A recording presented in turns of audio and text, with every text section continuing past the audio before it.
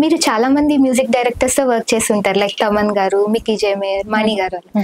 So వాళ్ళందరి నుంచి మీరు తీసుకున్న ఇన్స్పిరేషనల్ ఇన్పుట్స్ అంటే ఏం చెప్తారు? ఒక్కొక్కరి దగ్గర ఒక్కొక్కటి ఉంటుంది ఇన్స్పిరేషనల్ ఇన్పుట్ అంటే. ఓకే. అందరి దగ్గర నుంచి అంటే ఒక కామన్ పాయింట్ ఏంటంటే they all are very hard working. Every one is so hard working. ఒక మనిషి ఒక పొజిషన్ కి వెళ్తున్నారంటేనే there is a lot of hard work that is involved. So definitely that is one inspiration that I take from all of them. Okay. మీరు తెలుగులో ఎన్ని songs పాడారు ఇప్పటివరకు? లెక్కే లేదండి. మేబీ ఒక 200+ పాడుంటారు. అంటే ఓన్లీ తెలుగు, వేరే లాంగ్వేజెస్ లైక్ తమిళ్, కన్నడలో? తమిళ్లో ఒక 7-8 సాంగ్స్ పాడాను. కన్నడలో ఒక 5-6 సాంగ్స్ పాడాను. ఓకే. అలా. ఓకే.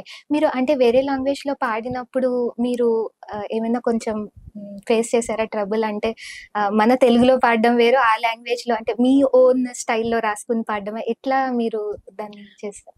అంటే వేరే లాంగ్వేజ్ అంటే నాకు తమిళ్ వచ్చు బాగానే. సో నేను తమిళ్ బాగానే మాట్లాడతాను, రాస్తాను, పాడతాను.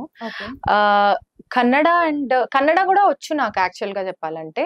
సో ఎందుకంటే నేను కర్ణాటకలో కొన్నేళ్ళు ఉన్నాను అనమాట. 1-2 years ఉన్నాను డాడీ జాబ్ అక్కడ చేసేటప్పుడు. మలయాళం మాత్రం తెలుగులో రాసుకొని వాళ్ళకి చాలా డిఫరెన్సెస్ ఉంటాయి. లైక్ డిఫరెంట్ టైప్స్ ఆఫ్ నా ఉంటుంది, డిఫరెంట్ టైప్స్ ఆఫ్ రా ఉంటుంది, రా ఉంటుంది. సో అవన్నీ ప్రాపర్ గా ప్రొనౌన్స్ చేయాలి. అది చాలా కష్టం అనమాట మలయాళం. బట్ ఒక సింగర్ గా ఏంటంటే లాంగ్వేజ్ తో మనకు సంబంధం ఉండదు, మన పాట మనం ఎలా డెలివర్ చేస్తామని. సో వాళ్ళు లిరిసిస్టులు ఆర్ లాంగ్వేజ్ కరెక్ట్ చేయడానికి ఎవరో ఒకళ్ళు ఉంటారు అక్కడ. సో వాళ్ళు మొత్తం సెట్ చేస్తారు, గైడ్ చేస్తారు. అండ్ మీరు స్టేజ్ షోస్ కూడా చాలా చేస్తూ ఉంటారు కదా. సో స్టేజ్ షోస్ ఇష్టమా, ప్లే బ్యాక్ ఇష్టమా? అంటే రికార్డింగ్స్ ఏది మీరు ఎక్కువ ప్రిఫర్? రెండు కళల్లో ఏ కన్నా ఇష్టం అంటే చెప్ప. ఇప్పుడు ప్లే బ్యాక్ ఇష్టం అంటే స్టేజ్ షోలకు పిలవరు, అలా ఏం లేదు. both of them, both playback and stage shows has their own beauty అన్నమాట. ఓన్లీ ప్లేబ్యాక్ అంటే 4 walls లో ఉంటుంది కదా, బయటకు వెళ్ళి ఏమి మనం ప్రెజెంట్ చేసుకోవడానికి ఉండదు.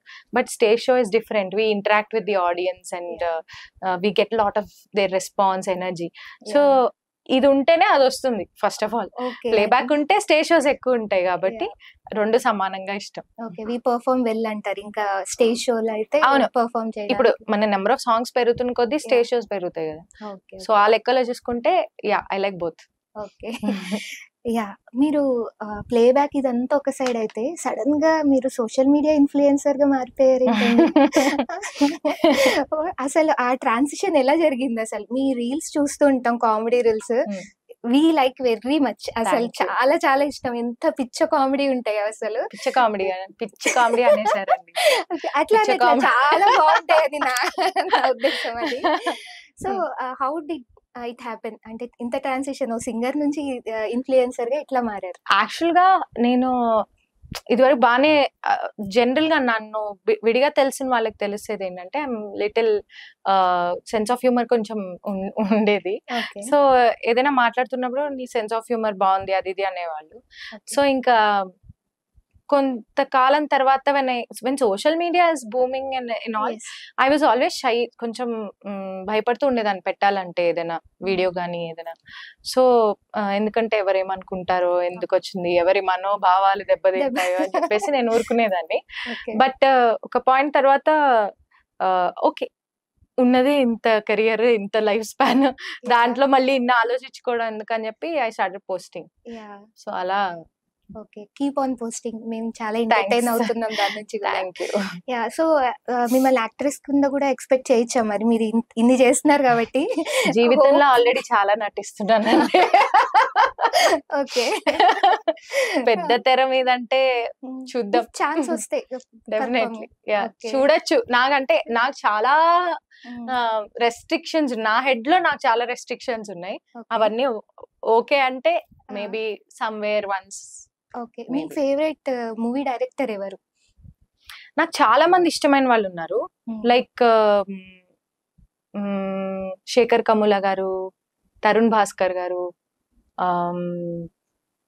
సందీప్ రెడ్డి వంగ, అండ్ ఇంద్రగంటి మోహన్ కృష్ణ గారు Yeah, yeah. చాలా ఇష్టం, వీళ్ళందరూ చాలా వాళ్ళ ఇష్టం, స్క్రిప్ట్స్ చాలా బాగుంటాయి. చాలా బాగుంది. Yeah, if they offer you directly. I may consider, but Okay. అదే చెప్తున్నా, అన్నీ నాకు Yeah. చాలా రెస్ట్రిక్షన్స్ ఉన్నాయి, లైక్ డ్రెస్సింగ్ వైజ్ గానీ, ఓకే. క్యారెక్టర్ ఎలాంటిది అని.